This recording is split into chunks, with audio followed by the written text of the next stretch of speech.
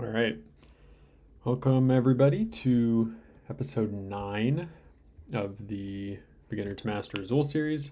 Um, Again, not much of a preamble today, so we'll just jump into some games. We're at 403 ELO, so we're starting to get into a much more interesting rating range.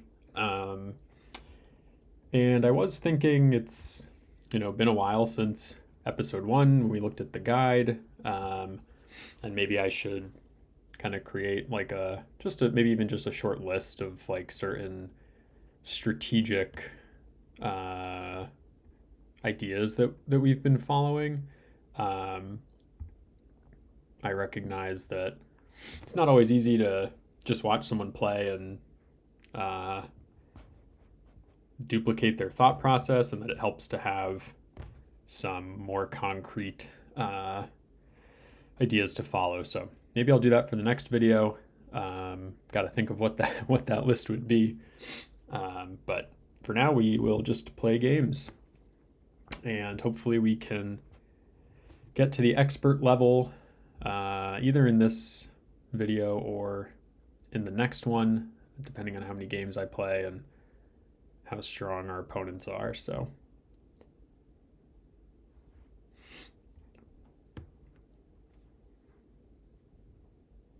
Okay, here's fast. Oh, we missed it.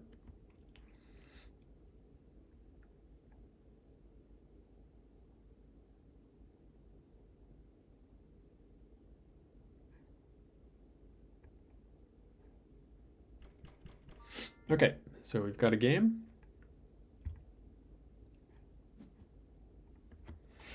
I enlarged the tile counts, so hopefully they're a bit easier to see. Okay, so very balanced board. We can go a lot of different directions with this, and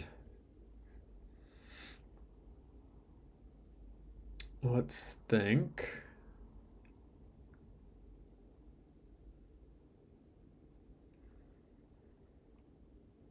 One option could be something like we take 2 white on row 5, and if our opponent takes 2 white, then we get 2 yellow for row 3. So that looks pretty good. Could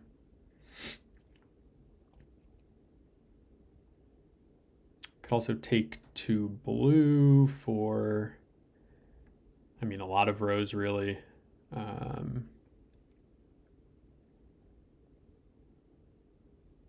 All right, let's, I don't really love the 4th column with how many whites you end up needing, but okay, let's stay flexible.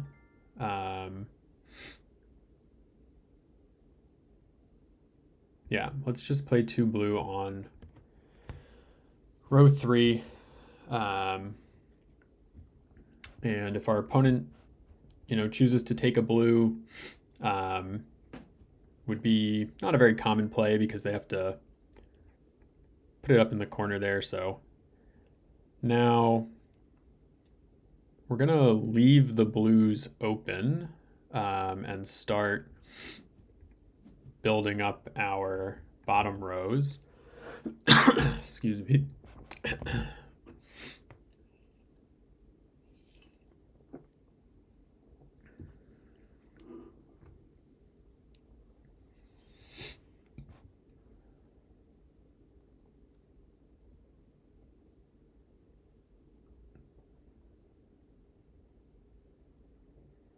And if our opponent takes the 2 white, we will probably take the resulting 3 yellow to prevent them from being able to get row 3.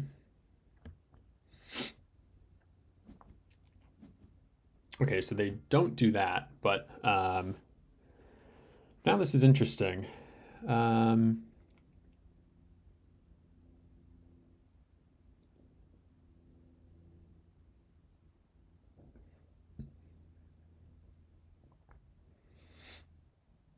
I think I might just finish off my row 4 white.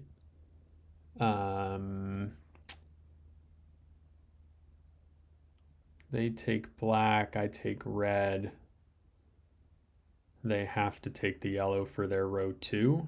It's not terrible.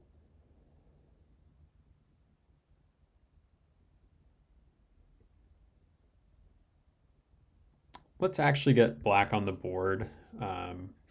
They have the first player token next round, so allowing them to complete black and then be able to defend our black could put us in a situation where we're entering round 3 with, maybe only 1 or 2 black tiles on row 5. So we'll make this play, get some black on the board. And then here, remember to know how many turns you have left. So we can't play the 2 blue on row 3 because otherwise we sacrifice our top 2 rows. So we should think about what our opponent wants, and they want red. So we'll take red for. Actually, let's play the red on row 1, and then we'll get blue or yellow for row 2. So it's a little bit better than playing it on row 2 and then ending up with blue or yellow. This is slightly better for keeping things compact and improving our future adjacency. And this is actually kind of a interesting position for our opponent. And I don't know if that's right. I think I would have leaned towards playing it on row 3. The likelihood that this is going to contribute to a second column is low because that's 9 reds and some of them are currently blocked.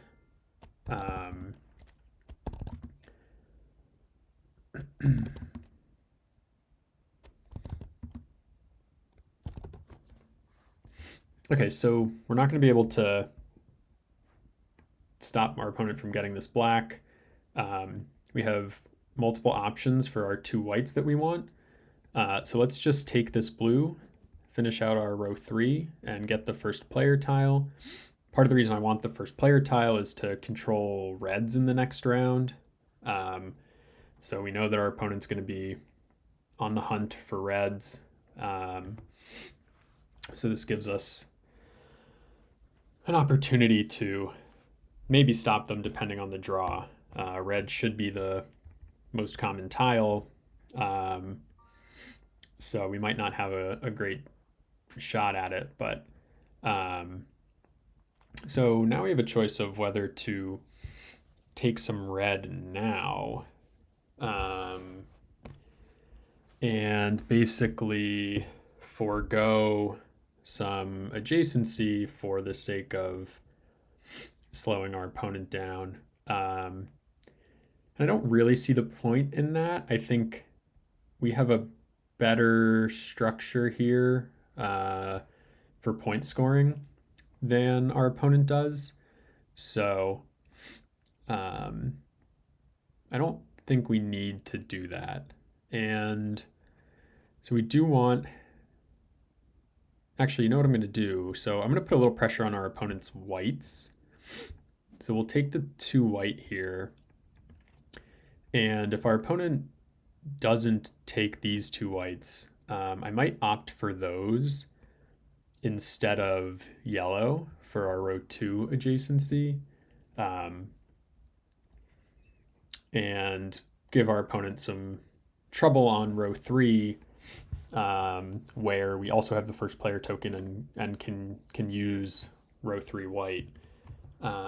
So we'll have some potential opportunities to defend white in the next round. And now that our opponent has locked in the 2 yellows, we will definitely take the whites. And note that we could end up with some negatives. I'm giving my opponent the opportunity to give me the last pick of the round, but I wouldn't be too upset about getting to take these reds from my opponent. Okay, so Um, let us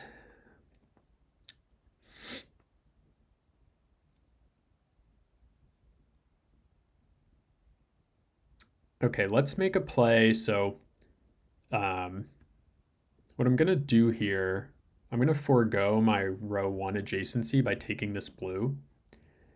And the idea with this is my opponent wants the 2 yellow for their row 3. And I'll be able to then probably take these blues away and force them to choose between red row 2 or red row 5. So, I mean, there's kind of two ways to to logic this. One is I take reds away and leave them still needing 7 reds, but there's 14 of them. So they can probably get 7.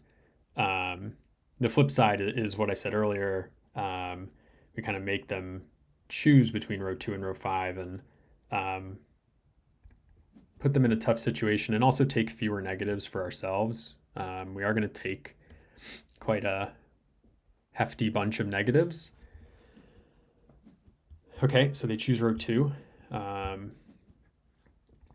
And actually they're getting a good chunk of column 4. So some potential opportunity for our opponent to pivot columns.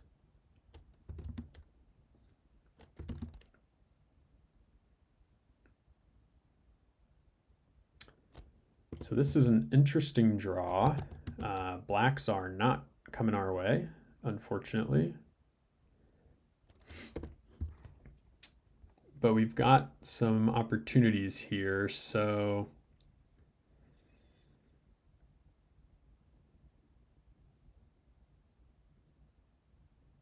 trying to decide if I want to defend these reds, and if so, how. I think the optimal defense is probably row 4, so we potentially leave our row 3 open for whites, which we can't play anywhere else. The other problem is I really want these yellows. So actually, I'm just going to grab the yellows. I am going to give my opponent the opportunity to jump on these reds. With this many in this round, it's pretty hard to defend anyway. So this is a situation of prioritizing building my own board versus trying to defend something that's going to be hard to defend regardless of what I do. And we're down by 7, so we do need points. And our opponent's board is kind of broken up. So there's the possibility of outscoring them with respect to the top rows. Okay, so let's see. Some options would be to group 3 reds, but okay, so let's play a little more quickly. I'm going to take these 2 whites for row 3 and play a bit of defense in that way. I'm going to have to play a little faster. Other priorities, the row 1 yellow, filling out this white if we can get it. If we can't get row 1 yellow, we'll take a black for row 1, and we're okay delaying this. Okay, so this is great points for us, so we'll take the white. Our opponent takes black. So we don't want to get these blues in the middle for our opponent to get, well, they can get red or blue, so maybe it's not a huge deal. Let's just take this yellow and we'll see what they do. So this is going to be quite an interesting ending, I think, because what our opponent lacks in adjacency, they make up for in potential additional columns. So there's 10 black remaining. I need 1, 2, 3, 4, 5, 6. I can cut that down to 5.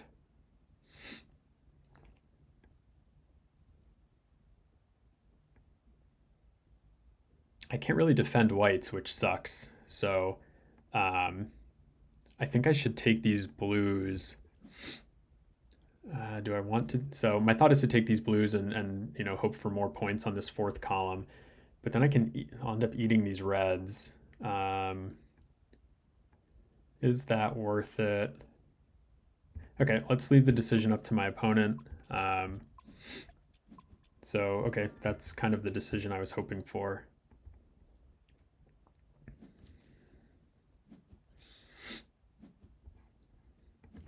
Okay, so we're only down by 3 now, so we've made some progress. Gotta do this fast.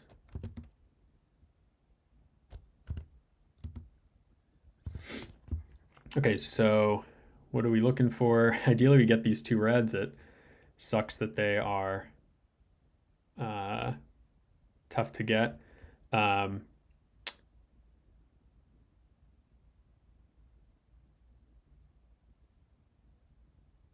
Let's start with this point scoring with black.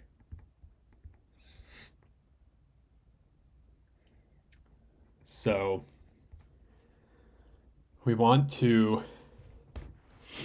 this is going to be kind of like a race to the finish. Things that I'm hoping to do this round would be group all of these whites together, get the reds in the center. Obviously, I want to finish my black, but it might unfortunately not happen. Okay, so that is good for us. Let's close this out. Our opponent should just take these 2. Yep.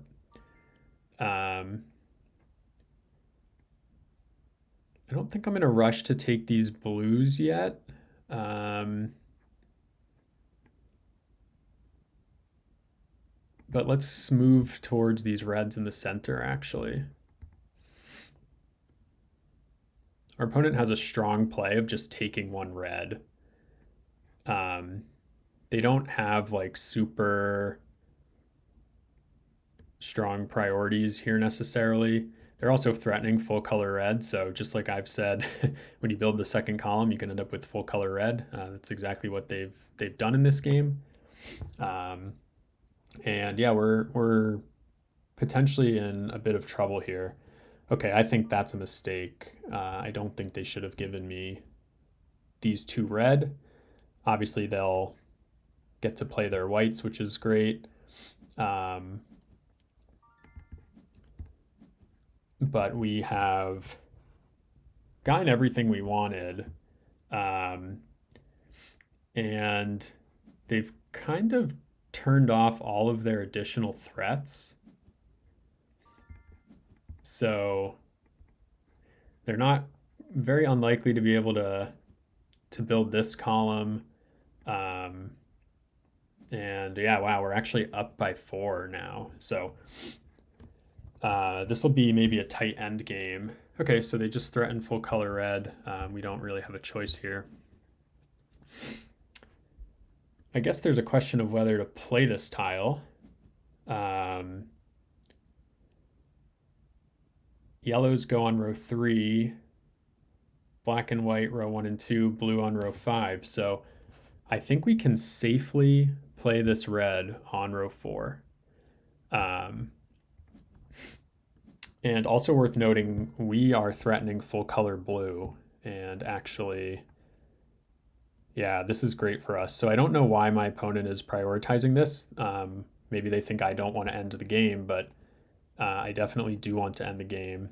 And the situation I've just created is my opponent has to take 5 blue or I get full color blue. And if they take 5 blue, I get 3 yellow, which is really strong. That's 8-point play. Um, so this was, I think, opening with the 3 red was fine, though maybe I would have angled towards um, trying to group it all in the middle. Like they they gave me the chance to take for the cost of 1 tile. In fact, you could argue that taking 1 red um, may have been better. I could play those 3 reds on my row 3, so it's probably not better. But yeah, that was an interesting one. I think our opponent definitely had some opportunities in that last round to do things differently. I think when basically their big mistake was letting me group all those blues together. So instead of taking this 1 black, I think there were 2 blue available. They should have just taken the 2 blue and ended the game themselves. They don't need this threat, and in fact, like they can't do anything with the red tile. So um, always, never assume the game's going to go to round 6, which I think has to be the assumption my opponent was making for those plays to make sense. So we might have gotten away with one there. But this is like closing out games is a mistake that a lot of players make. So understanding the 5th round and what you need to do to either try to force it into round 6 if you don't have a path to victory, or close the game out if you do have a path to victory. Obviously, a super critical skill for in Azul.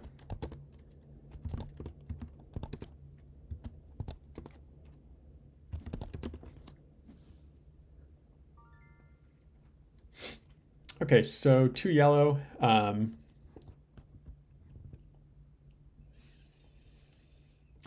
Setting up for potentially the middle column, but lots of pivots available there. I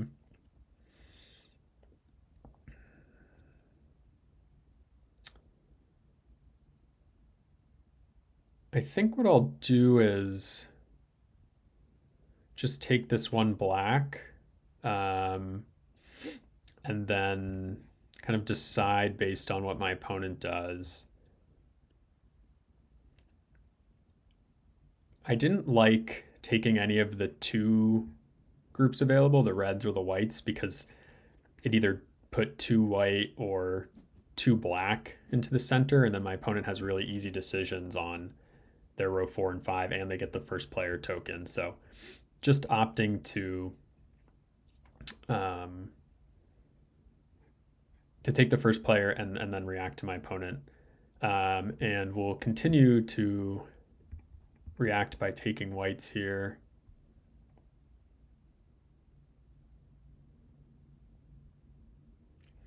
And if my opponent goes white and we go white, they have an opportunity to take 3 red. Interestingly enough, they take 2 red, so they're like already defending my row 5 red.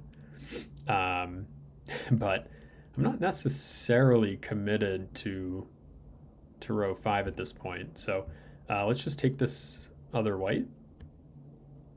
I'm sorry, not that we're necessarily committed to row 5, but committed to column 2. So still room for us to potentially pivot. I don't suspect we will, just because there's been 5 white this round, so pivoting to one of these other columns is maybe going to be tough. But let's see if our opponent takes these other 2 red and okay, so they don't. Let's go ahead and grab the 2 blue.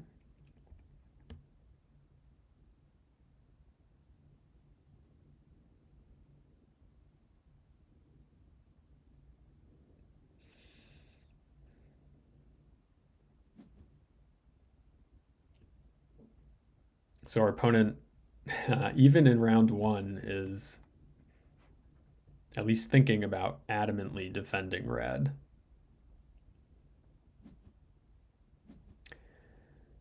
So this is a bit of an odd play, and I think there's kind of a tendency to feel like you have to take tiles if they're there. But these two yellow are going to hurt our opponent more than they're going to help because now they're delayed on row 3 blue. There's a question on what we want to do, and I could take the reds, but then I group 2 blacks for them. So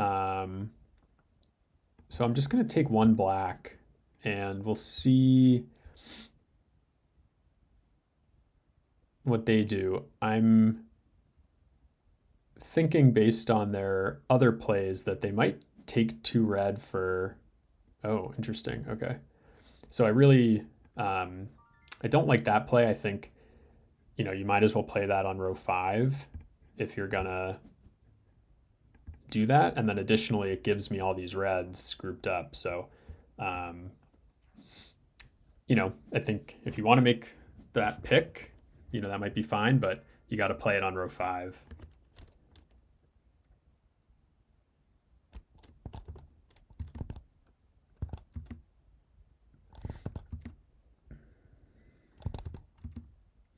So not a lot of blacks. We can try to threaten this immediately, which I do like, I think. And one of the reasons I like this is that if our opponent takes this 1 black,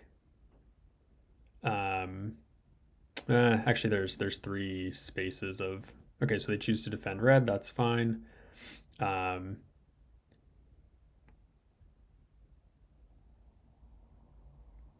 think I'm happy to take black here. This is going to potentially get a little bit tricky with the... So the reason to not take black is it puts 4 colors in the middle, which means that if my opponent takes anything from a factory, they can force the last tile on me. So let's take red and we'll play it on row 1, aiming for row 2 yellow.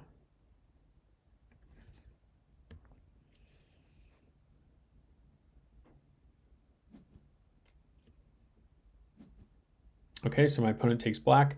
And again, we don't want to take from a factory because then we can get all these blues dumped on us. So we'll take 1 white and see what our opponent does. So by taking 1 yellow, they can dump all these blues on us. But we have a play that at least attempts to slow them down. And that is 1 white. So by doing this, if they take 1 white, we get to walk away with our 3 yellows, and then they get all these blues. And if they don't take 1 white, let's say they take 1 yellow, we can take 2 blue for still a lot of negatives. But we won't get stuck with the whole pile, and we'll prevent them from finishing row 4. So, I mean, maybe, yeah, so they do this white play that I suggested, which, like, having this row 5 blue isn't bad for them. We just did some damage mitigation on our end. Okay, so again, we are down.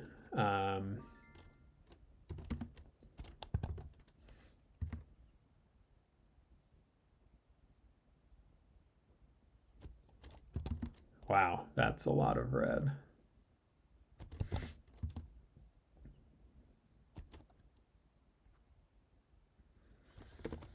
Okay. So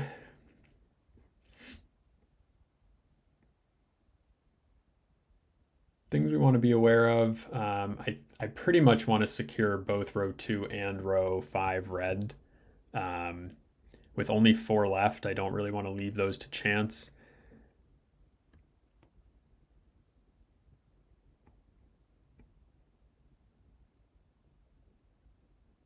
Okay, and let's pick the one that doesn't put any blacks in the middle. We want to maintain as much flexibility as possible with finishing our row 4 black.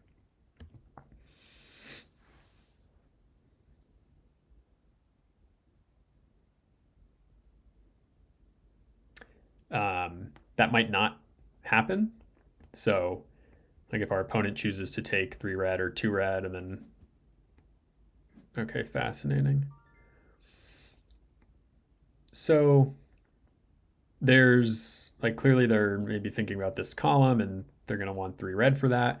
So you might think, oh, I should take the 3 red for my row 2. But it's quite like if I take the 3 red for my row 2, I still need to defend this other red, which I don't love. So I'm just going to take the 2 red with the first player token. We're going to give them this 3 red.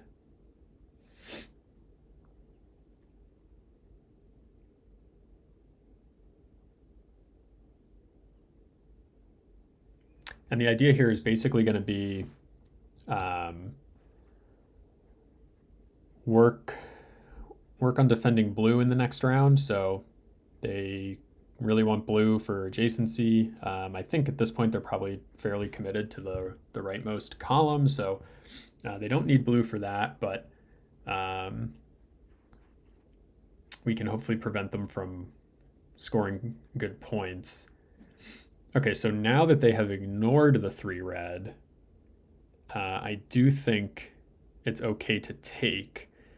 The only thing is that if we take, we open ourselves up to the 5 white, which isn't great. So I do want to avoid that.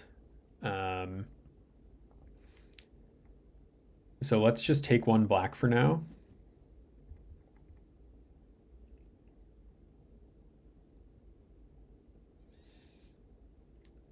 So if you're watching this and you're thinking, man, you're like giving your opponent everything that they want, yeah, that's fairly true. But if you look at kind of what our opponent's going to score and what we're going to score,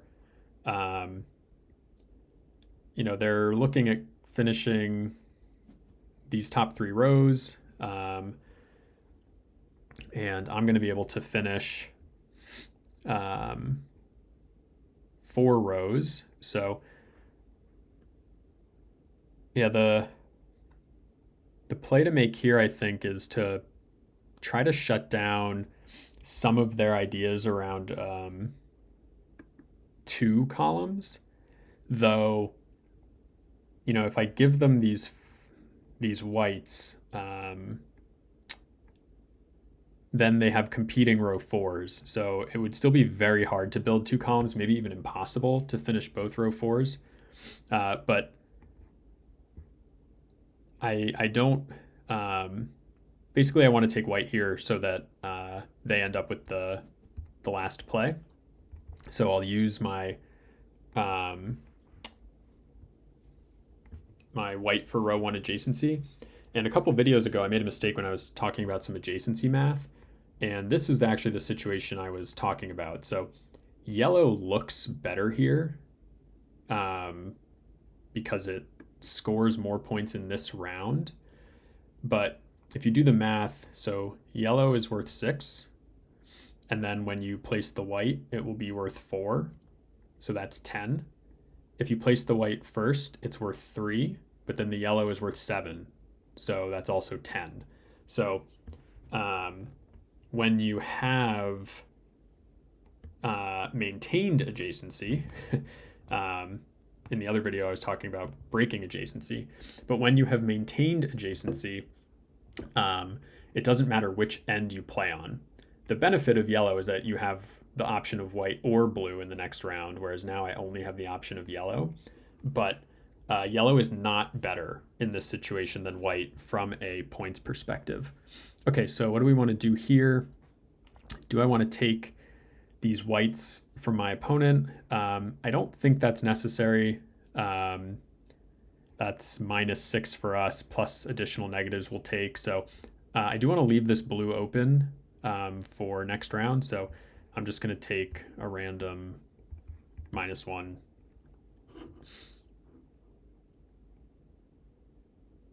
I guess in theory I should have taken the black in case they opt for this. So I rushed that a little bit. It seems pretty clear to me that their plan is the white, which I'm actually a fan of because there's only 7 whites left. So they will need 1, 2, 3, 4, 5. Yeah, and we won't contest those whites. So things we're going to be looking for are there's 10 yellows left, and they can't play yellow in this next round. So hopefully there's a lot of yellow, which there are. So one of our focuses is going to be to group those yellows together and give them to our opponent, hopefully. And the other thing that I mentioned in the last round was owning the first player token so that we could contest blue. And that has worked out super well for us.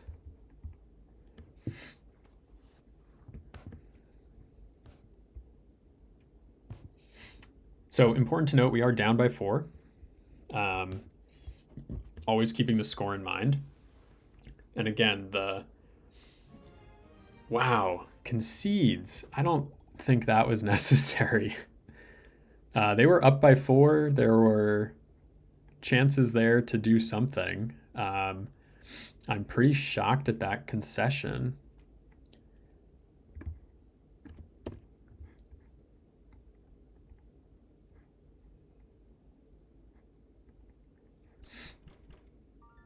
Okay, so we've got a new game. Unfortunately, we're getting strong players that are well below us in rating. But this is the best we can do. So no black in this round.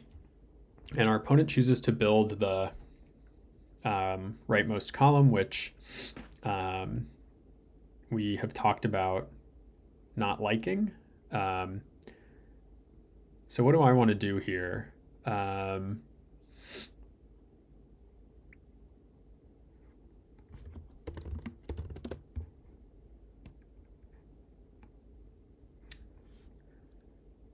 Let's see.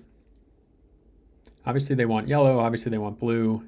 We can't stop the blue, but we can put a dent in it. One thing is that they don't want white for this column at all, so it kind of helps our odds of getting the 4th column maybe. So let's go for that. We'll play these blue on the 4th column, yeah, and then when they make that play, we'll get the first player tile and these yellows. And we should face no competition for whites in the upcoming rounds, which will be great. Granted, my opponent completed column 5, so they could choose to defend with column 5.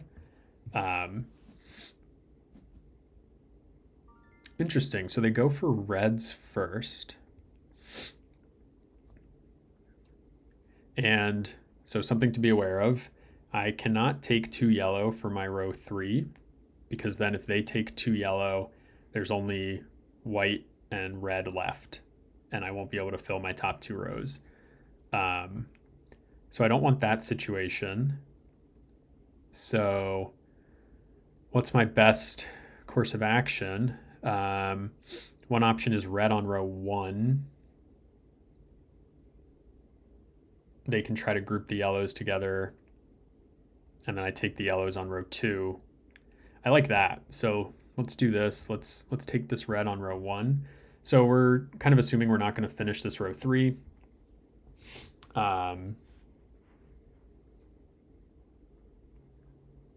Which is okay. It's unlikely our opponent will, though, yeah, if they make this play, then they can. And we're just going to take these for row 2. So I think a lot of opponents there assume that you won't take those negatives. So our opponent's hoping we're going to give them the 4 yellow for row 4. But we don't care about negatives in round 1. Wow, these draws are crazy. No blue in this round, which is not good for us for a number of reasons. And I suppose we should have expected it, given that there were so many blue in the last round. So the good news is we should be able to get our row 5 white. The bad news is we're bad on adjacency in row 2. And our opponent has a field day with yellow. So to make sure that they can't complete this 4 yellow or get any of this additional yellow, I'm gonna like start very aggressively and take 2 yellow to fill row 3. And then I'll grab 1 in row 1. So because they're so desperate for yellow, we can be really aggressive with it, and we'll happily take this group of 4 whites.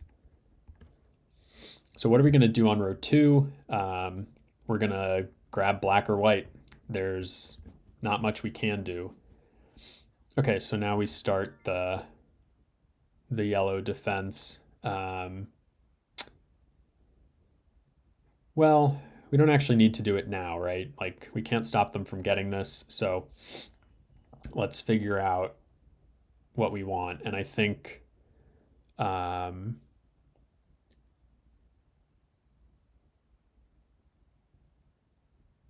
thinking about where our opponent can potentially score. So they could potentially like score on row 4 or even 5 black. So that's leaning me towards row 2 black instead of row 2 white. So I'll take the 1 white here with the plan of getting one of these 2 blacks.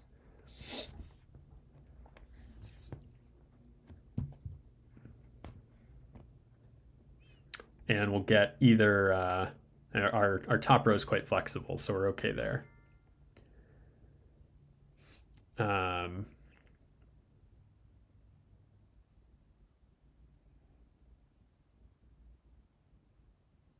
Okay, so if we take 2 black here, we can't get stuck with the last tiles. It does let our opponent potentially get row 3 black, so we don't want that. So let's actually take 1 black for row 1. So preventing their possibility of scoring on row 3 black when we take 2. And we might kind of bait them into it a bit. Yeah. So this is going to slow down their row 3 red. So, you know, I mentioned at the top of the episode, like a list of, and we will take the yellow here. So we'll take an extra -2. But our opponent should throw away that red, so really it's kind of only an extra -1. But one thing I was thinking about when I was thinking about this like list of strategies or ideas that we're holding to is like not getting in our own way. And I think this move that my opponent made with the 2 blacks is kind of an example of that. So this move is not, you know, it's maybe going to be a 2-point move. It'll probably score some more points later, but like you're really getting in your own way of completing these reds that you need. So it's a pretty unnecessary move. And what we have been doing instead of those types of moves is strategically leaving negatives on our opponent and maybe taking some for ourselves. So still, sorry, I gotta think here. So still no blue, which of course sucks. So these reds are of kind of high importance to us. So let's go for it. There is the idea of grouping these other reds together and getting row 3 red as well, so that would be great.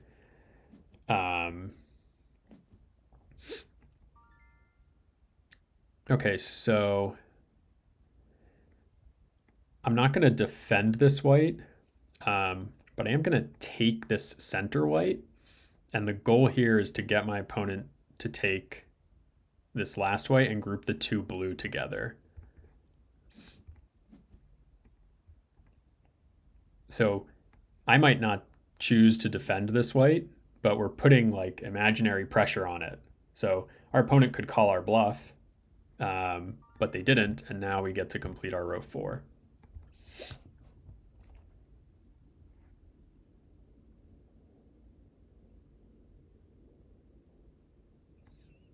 Anyway, back to the getting in your own way thing. I think a lot of what we've seen from our opponents is playing,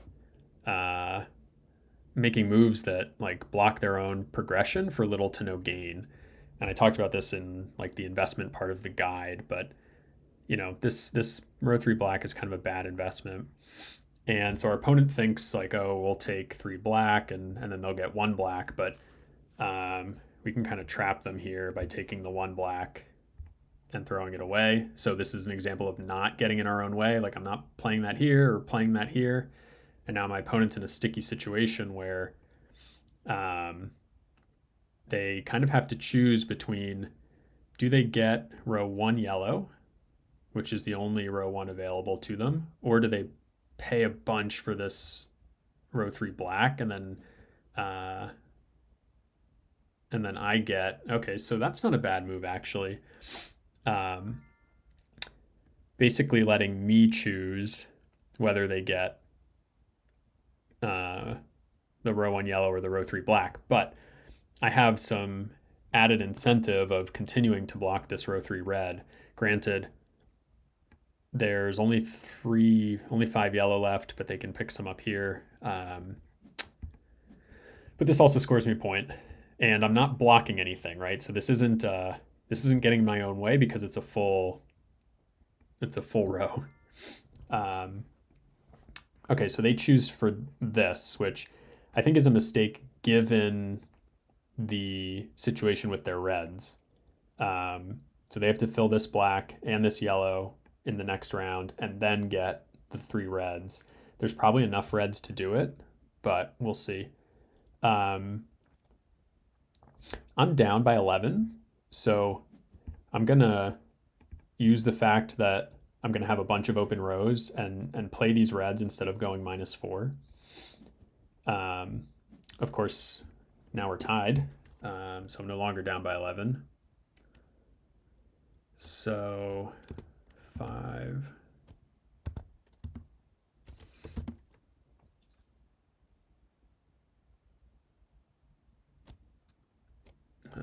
3. Okay, so you might look at some of these blacks and say, oh, we need to defend that, but neither of those are really good for our opponent anyway, and the best way we would defend it would be to leave an incomplete row 3. Like if we take 3 and then they take 2, we're stuck with that. And then if we don't complete row 5, we're not looking good for the next round. So I'm going to play this 2 blue, and this puts a lot of pressure on my opponent to take the 3 blue for their row 2. And if they don't, I get 3 blue for my row 3, and things are looking very nice for me.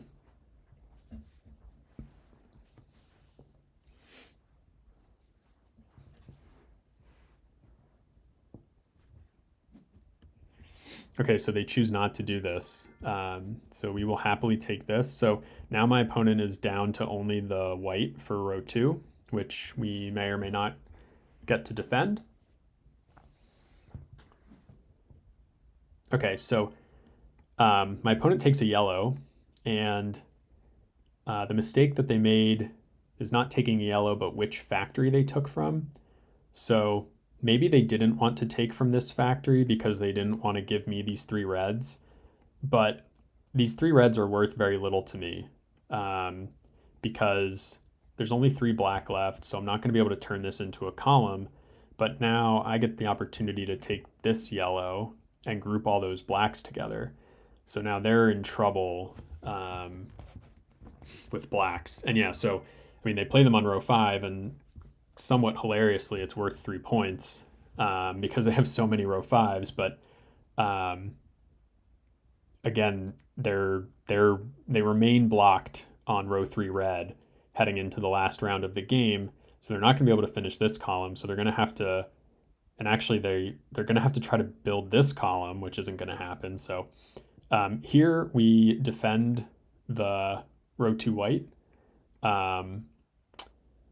Actually, let's not exactly defend it. Let's take a red and we'll kind of force our opponent to, yeah, so they commit to it. So this hurts their next round. Like, they probably actually should have not bothered with this because now they're blocking row 2 blue in round 5, which is much better than row 2 white in round 5. So, yeah, kind of more like getting in your own way in a sense. And now they're going to take negatives. There's no way around it.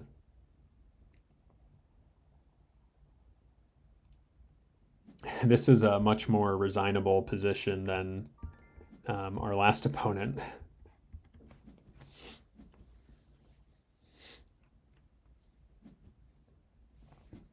So the big mistake I think our opponent made in this round was letting these blacks get grouped up, because the existence of this row 2 black or row 3 black is just causing them to not be able to build this tile.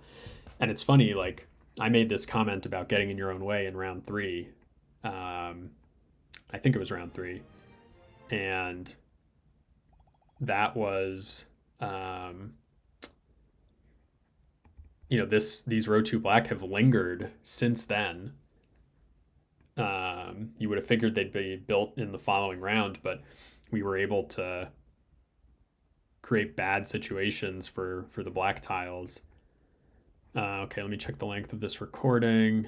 Looks like we're at 52 minutes, so let's be greedy. We've had some quicker games because of the resignation, so we'll try to get 4 in on this episode. And we've got a strong player, so we'll just join their game. Oh, created 43 minutes ago, so they're clearly not here. But we get our own strong player. Reset the tile counts. Okay. So what are we looking at here? Of course, I like the idea of column 2. There's good number of blacks, decent number of reds, good options for row 2 white. So let's just go ahead and kick it off with row 3 white.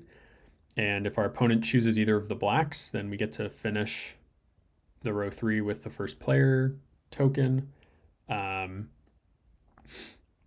We could also choose to take the other black. So we'll see what they decide to do. Yeah, so I like that play. Okay, so I'm just going to take 2 black here. I'm not stressed about completing this row 3 white yet. See what our opponent does.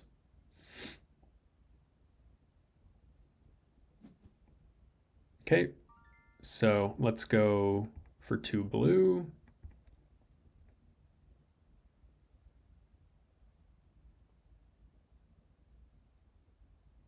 And we are more than happy to snatch the group of 3 whites if our opponent chooses to lump them together. So continuing to not be afraid to take negatives in round 1.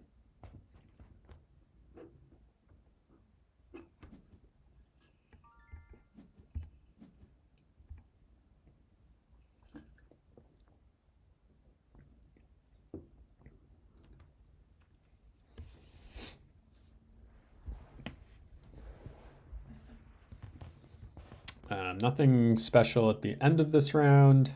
Our opponent should probably take a red and not the black. The black groups the two red together for us.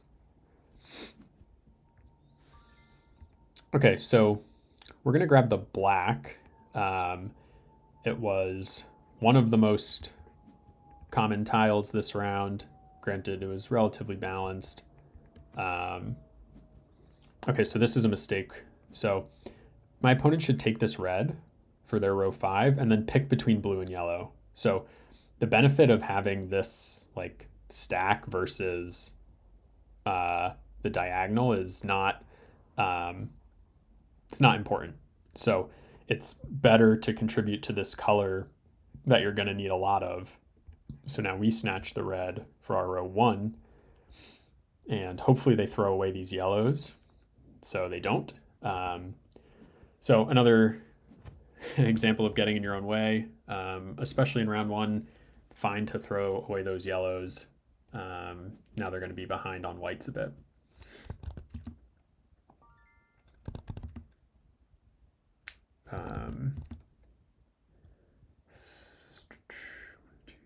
So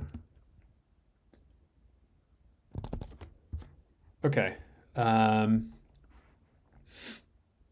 So I'm debating between finishing my row 4, which will let my opponent take 2 red, and taking the 2 red for myself.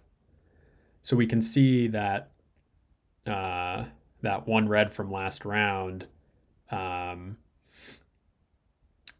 put our opponent in a situation where if I take 2 red, they can't possibly finish their row 5.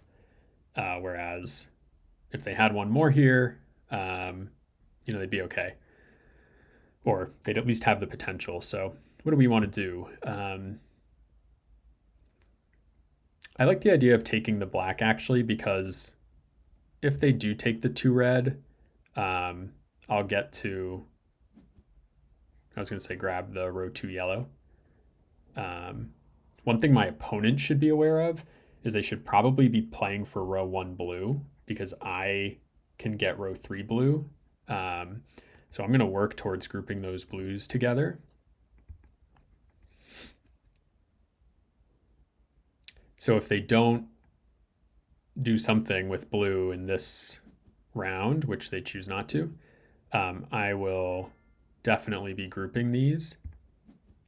And I'm protected from the last player, or having the last pick, because there's 4 colors in the middle and all of them are contained on the remaining factory. Or rather, there's no 5th color on the remaining factory. So when there's 4 in the middle and no 5th color on the remaining factory, you can't be forced to take the last player token. Okay, so they take 1 red. Now, our play here, so if we look at our opponent, they have row 2 left. And we need to fill row 1, and we want the 3 blue for row 3. But if we take the 3 blue right away,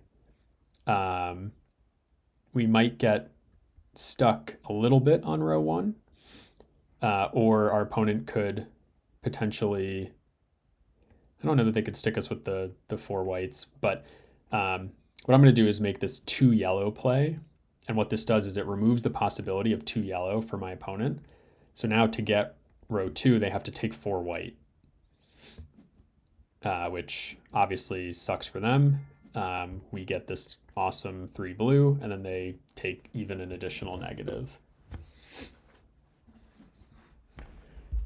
So it's all about tile management at the end of the round, and you can see we're already up to a 17-point lead.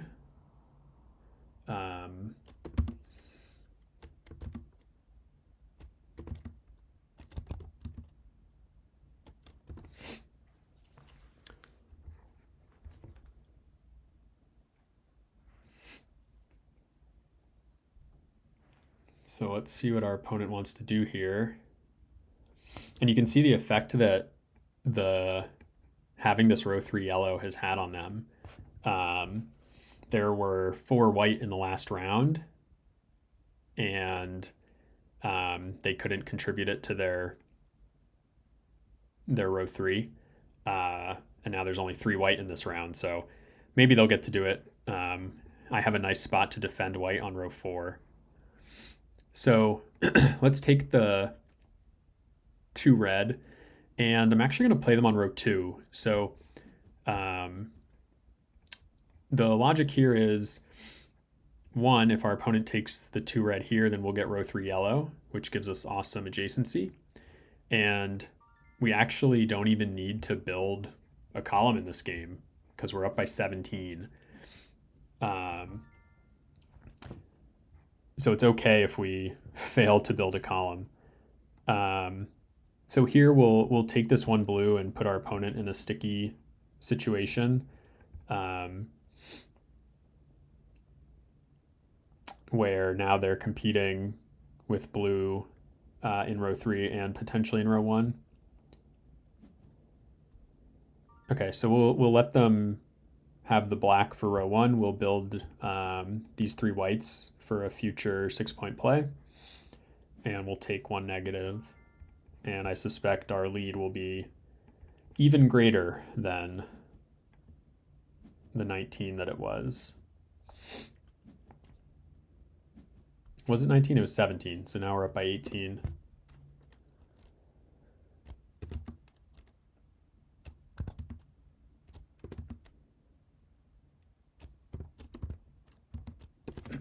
Okay.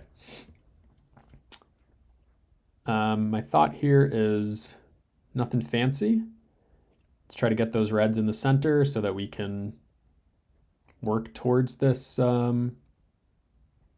this row 5 red, but I want to secure black. For row 2, there's only 3 of them left, so I'd like to get at least the row 2.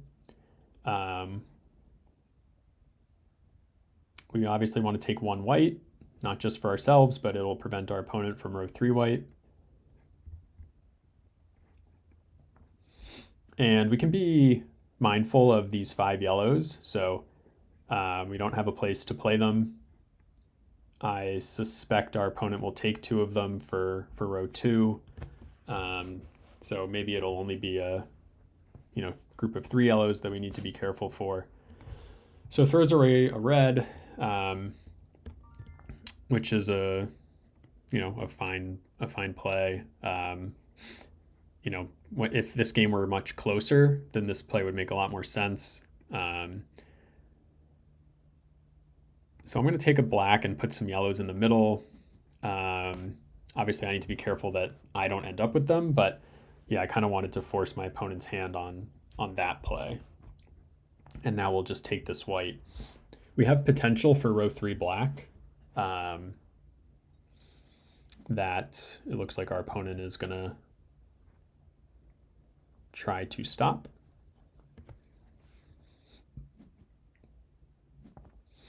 Which is fine.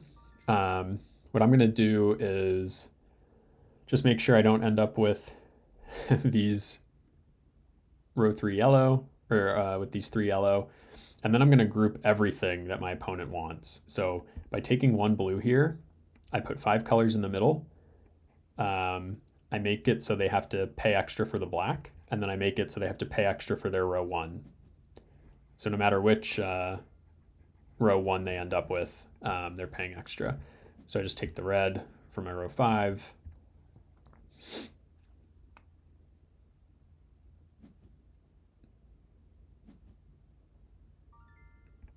And we'll grab the smallest negatives.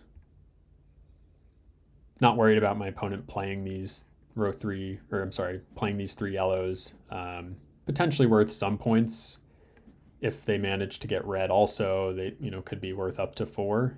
I think that's relatively unlikely, and yeah, not a huge threat. So okay, so this should be pretty straightforward. We'll be able to collect one of these groups of reds. And close out the game.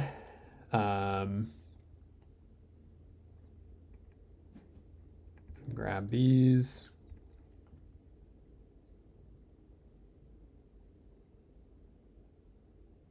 And we're up by 21 at this point, so nothing to worry about. Our opponent doesn't have any color bonus threats. So here, let's actually, well, we could get row 3 red also. All right, let's just make our opponent pay for these blacks, and actually they kind of have to take the white here. So they're not even going to get to play those blacks on row 2. So the white obviously worth more points. So now we'll grab the black for row 3. We might get row 4 blue, which will be nice. And we can play all 3 of these colors, so no worries.